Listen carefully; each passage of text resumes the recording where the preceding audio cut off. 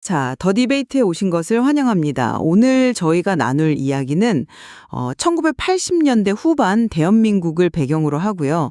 한 콜라 배달원의 시선으로 기록된 어느 할머니에 관한 이야기입니다. 이 혹독한 추위에도 매일같이 그 살얼음이 낀 콜라를 거의 물처럼 마시는 할머니가 등장하죠. 네, 정말 기이할 정도의 집착을 보여주는데요. 이게 단순히 좀 독특한 식습관이다, 이렇게 보기에는 그 정도가 지나칩니다. 바로 그 지점입니다. 이 행위는 단순한 기호를 넘어선 아주 복합적인 동기를 품고 있습니다. 그래서 오늘 저희의 논제는 바로 이겁니다.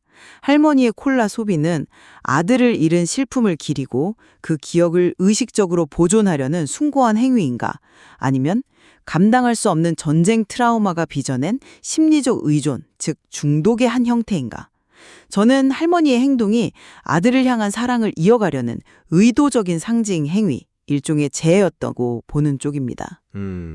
저는 그 행위의 시작점에는 물론 비극적인 사연이 있다는 점, 그건 인정하지만요. 30년간 지속된 지금 현재의 모습은 트라우마를 견디기 위한 심리적 또 신체적 의존 상태에 훨씬 가깝다고 봅니다. 좋습니다. 그럼 제 주장부터 좀 더 자세히 풀어보겠습니다. 이 이야기의 모든 것을 관통하는 핵심 단어는 바로 서술자가 마지막에 깨닫게 되는 재의입니다. 할머니의 행동은 단순한 습관이 아니에요. 아주 정교하게 설계된 의식이죠. 일부러 가장 추운 날 콜라 괴짝을 밖에 내놓아서 과냉각 상태로 만들고요. 병뚜껑을 따는 순간 하얀 살얼음이 솟아오르는 가장 차갑고 마시기 고통스러운 형태의 콜라를 일부러 만들어서 마시는 겁니다. 아, 잠깐만요. 바로 그 고통이라는 부분, 그러니까 의도적으로 고통을 추구한다는 말씀이신가요? 그게 어떻게 아들을 기리는 방식이 될 수 있는 거죠? 네, 아주 중요한 질문입니다. 바로 그 고통이 핵심이기 때문입니다. 그 행위는 30년 전 아들이 죽어가던 바로 그 순간을 매일같이 재현하는 것이거든요. 아이의 몸에서 흘러나온 그 뜨거운 피와 깨진 병에서 쏟아진 차가운 콜라가 뒤섞였던 끔찍하고 역설적인 감각, 그걸 매일 자신의 혀와 목으로 다시 새기는 겁니다. 망각하지 않기 위해서요. 실제로 할머니가 서술자에게 직접 말하잖아요. 그걸 마시니까 내 뱃속에 아들이 다시 들어온 것 같더라. 이것보다 더 명확한 증언이 어디 있겠습니까? 콜라라는 물질을 매개로 아들과의 영적 합의를 이루려는 거죠. 그래서 혀가 아릴 정도의 차가움과 탄산의 고통은 망각에 저항하고 아들의 마지막을 기억하기 위한 숭고한 선택이라고 봐야 합니다. 영적 합일이라는 표현을 쓰셨는데, 저는 바로 그 지점에서 의문이 생깁니다. 할머니 본인의 말은 훨씬 더 신체적이고 즉각적인 고통에 가깝거든요. 내 이거 없으면 눈알이 핑 돌고 가슴이 답답해가 숨을 못 쉰다. 이건 영적인 언어가 아니지 않습니까? 아주 전형적인 금단 증상에 대한 묘사죠. 그건 이 제의가 얼마나 절박한지를 보여주는 표현일 뿐 본질을 바꾸진 않는다고 봅니다. 글쎄요, 저는 좀 다르게 보입니다. 그런 숭고한 의미를 부여하기 전에 서술자가 할머니를 처음 봤을 때 어떻게 묘사했는지를 먼저 봐야 합니다. 그는 할머니를 그 마약에 깊이 중독된 할머니라고 불렀죠. 이건 할머니의 비극적인 사연을 알기 전 제3자의 눈에 비친 가장 객관적인 관찰입니다. 그리고 방금 제가 인용한 할머니의 말, 그 마지막이 더 중요합니다. 스스로 이렇게 결론 내리죠. 이게 내 약이다. 약. 약이요. 여기서 약은 기억을 위한 성스러운 매개체가 아니라 당장의 신체적 고통과 불안을 잠재우기 위한 물질을 의미하는 게 훨씬 자연스럽지 않나요?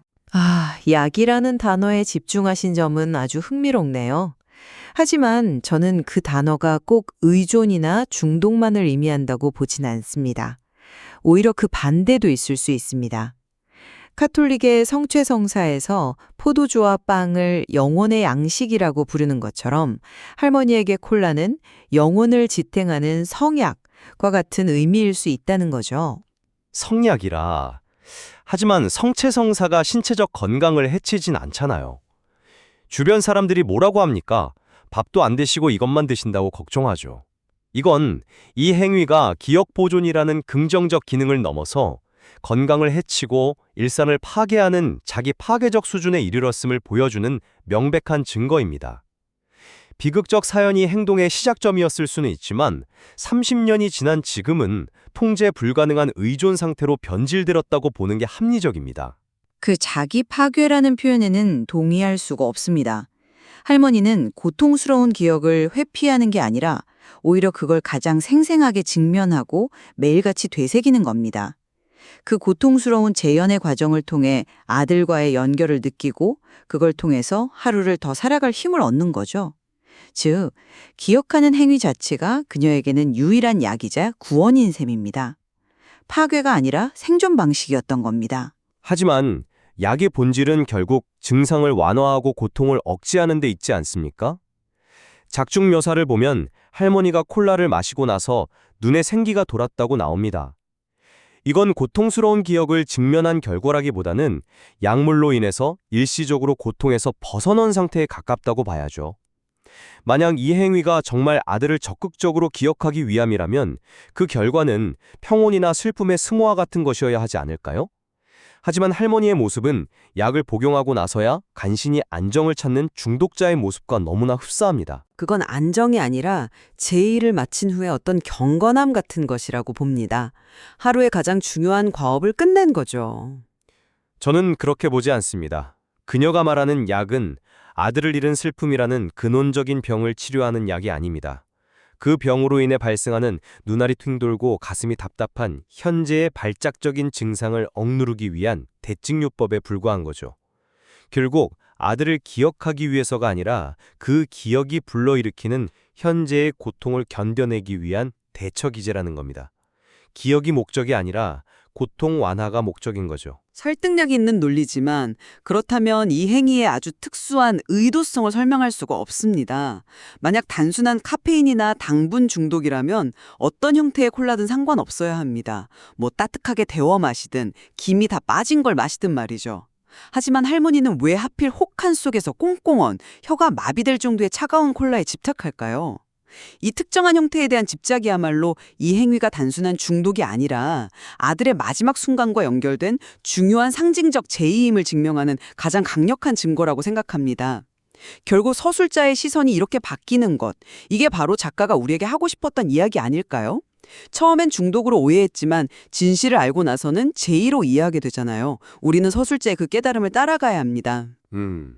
물론 서술자가 감정적으로 동화되었을 가능성 충분히 일리가 있습니다. 하지만 그렇다면 이 이야기의 결말은 어떻게 설명해야 할까요? 그 깨달음의 주체가 누구인지 다시 한번 생각해 볼 필요가 있습니다.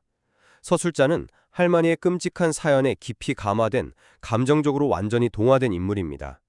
그의 최종적인 해석, 즉 제의라는 규정은 객관적인 분석이라기보다 한 노인의 비극을 숭고하게 이해하고 위로하려는 매우 감정적이고 낭만적인 시선일 수 있다는 거죠. 낭만적인 시선이라고요? 네. 중독 연구를 보면 중독 행위 역시 특정한 방식과 절차에 집착하는 의례화 경향을 아주 강하게 보입니다. 예를 들어 알코올 중독자가 늘 같은 술집, 같은 자리에 앉아 같은 술을 마시려 하는 것처럼요. 할머니가 살얼음꾼 콜라에 집착하는 것 역시 최초의 트라우마적 경험과 결부된 중독의 의례화 과정일 수 있다는 겁니다. 서술자는 이 비극적인 중독의 의례를 숭고한 의미를 지닌 제의로 오해했을 가능성을 배제할 수 없습니다. 아, 그렇게 보니 서술자의 역할이 정말 다시 보이네요. 저는 그를 단순한 관찰자라고만 생각했는데 말씀하신 대로라면 그가 이 제2의 마지막 조각을 맞춰지는 인물인 셈이군요. 하지만 저는 그게 오해가 아니라고 봅니다. 서술자의 깨달음을 단순한 감상적인 오해로 치부한다면 이 이야기의 구원적인 결말을 설명할 길이 없습니다. 만약 할머니가 그저 통제 불가능한 중독자일 뿐이라면 서술자가 이제 제가 할머니 아들 할게요 라고 말하며 자신의 안전 헬멧을 씌워주는 행위가 무슨 의미를 갖겠습니까? 그건 인간적인 연민과 공감의 표현이죠. 그 이상입니다. 단순히 중독자를 동정하는 행위를 넘어섭니다. 서술자는 할머니의 제의를 이해했고 그 제의의 대상, 즉 아들의 자리를 자신이 대신함으로써 그 길고 긴 제의를 완성시켜 주려는 겁니다. 이 약속을 통해 30년간 과거에 머물러 있던 할머니의 제의는 마침내 현재와 그리고 미래를 향한 연결고리를 찾게 되는 거죠. 이건 파괴가 아닌 구원의 서사입니다. 행위의 본질이 숭고한 제의였기에 가능한 결말이라고 봅니다. 저는 바로 그 행위의 결과에 집중하고 싶습니다. 숭고한 의도와는 별개로 그 결과는 무엇이었습니까? 밥까지 거르며 콜라에 집착하는 것, 이건 명백히 자신을 파괴하는 행위입니다. 그 행위의 결과는 생명의 보존이 아니라 소진이죠.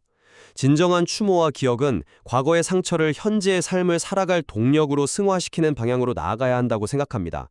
하지만 할머니의 방식은 과거의 가장 끔찍했던 한순간에 자신을 영원히 가두고 현재의 삶을 잠식시키는 방식으로 이루어지잖아요. 저는 이걸 트라우마의 전형적인 부정적인 발현으로 봅니다. 트라우마는 시간을 정지시키고 피해자를 영원히 그 사건의 순간에 머물게 하죠. 할머니는 30년 동안 아들이 죽던 그 자갈밭길 위에 계속 서 있었던 겁니다. 아니요. 저는 그 관점에는 동의할 수 없습니다. 그 행위가 없었다면 할머니가 과연 30년의 세월을 버틸 수 있었을까요? 아마 아들을 잃은 슬픔과 죄책감 속에서 훨씬 전에 무너져 내렸을지도 모릅니다. 그것은 자신을 파괴하는 게 아니라 아들 없이는 아무 의미도 없는 이 잔인한 세상에서 살아남기 위한 유일한 방법이었던 겁니다. 그녀에게 아들을 기억하는 것은 과거에 갇히는 게 아니라 살아있음의 이유 그 자체였습니다. 콜라를 마시는 그 고통스러운 행위는 역설적으로 자신이 아직 살아있고 아들을 기억하고 있음을 확인하는 생존의 의식이었던 거죠. 그 말씀은 결국 그 행위가 생존을 위한 수단이었음을 인정하시는 것으로 들립니다. 맞습니다. 수단이었죠. 하지만 그게 건강한 생존 수단이었냐는 겁니다. 극심한 통증을 겪는 환자가 진통제에 의존해서 하루하루를 버티는 것과 같아요. 진통제가 당장의 고통을 잊게 해줄 수는 있지만 병의 근원을 치료하지는 못합니다. 오히려 시간이 지날수록 약에 대한 내성만 키우고 몸은 망가지더문이죠. 할머니의 30년은 그런 시간이었습니다. 슬픔을 극복하거나 통합하지 못했고 콜라라는 외부 물질의 힘을 빌려서 간신히 버텨왔을 뿐입니다. 서술자의 등장은 바로 그 지점에서 새로운 희망을 보여줍니다. 그 생존 의식이 마침내 새로운 국면을 만나는 순간이죠. 아들을 기업하는 어머니에서 새로운 아들을 기다리는 어머니로 역할이 전환되는 겁니다. 이것이야말로 진정한 의미의 구원입니다. 파괴가 아니라 가장 처절한 형태의 생명 유지 활동이었다고 봐야 합니다. 서술자의 마지막 행동이 감동적이라는 점은 저도 인정합니다. 하지만 그것은 할머니의 중독 행위 자체를 긍정한 것이라고 보긴 어렵습니다. 그 행위의 뿌리에 있는 깊은 슬픔과 고독에 공감하고 인간적인 연결을 시도한 것이죠. 즉, 서술자의 개입이 희망적인 이유는 그것이 할머니가 앞으로 콜라에 대한 의존에서 벗어나 비로소 건강한 애도를 시작할 수 있는 가능성을 열어주었기 때문이지 과거의 행위 전체를 숭고한 것으로 만들어주기 때문은 아니라고 생각합니다. 그럼 최종적으로 제 입장을 정리하겠습니다. 할머니가 매일같이 차가운 콜라를 마시는 행위는 단순한 심리적 의존을 넘어섭니다. 그것은 아들의 마지막 체온과 피를 기억하고 깨진 병 조각처럼 날카로운 그 고통스러운 기억을 기꺼이 끌어안음으로써 아들과의 연결을 유지하려는 한 어머니의 순고하고 필사적인 사랑의 제의입니다. 서술자의 눈을 통해 우리는 그 행위의 본질을 비로소 이해하게 되는 것이죠. 저도 정리하겠습니다. 비극적인 사연이 그 행위의 시작점이었음은 분명하지만 30년이 지난 현재의 모습은 통제 불가능한 의존에 훨씬 가깝습니다. 스스로 약이라고 칭하며 금단 증상을 호소하고 식사도 거르며 신체적 건강까지 해치는 모습은 이 행위가 기억의 적극적인 보존보다는 트라우마에 압도당하지 않기 위한 필사적인 생존 기제로서 기능하고 있음을 명확히 보여준다고 생각합니다. 한 인간의 복잡한 내면을 숭고한 의식과 비극적 의존이라는 두 가지 시선으로 깊이 들여다보았습니다. 이야기를 나눌수록 어느 한쪽으로 쉽게 결론 내릴 수 없는 문제라는 생각이 드네요. 맞습니다. 어쩌면 진실은 그 둘의 경계 어딘가에 혹은 그 둘 모두를 포함하는 더 복잡한 모습일지도 모르겠습니다. 이 이야기는 전쟁이라는 거대한 비극이 한 개인의 일상에 얼마나 깊고 기이한 흔적을 남기는지, 그리고 그 지울 수 없는 상처를 안고 살아간다는 것의 의미가 무엇인지 우리 모두에게 깊은 질문을 던지고 있습니다.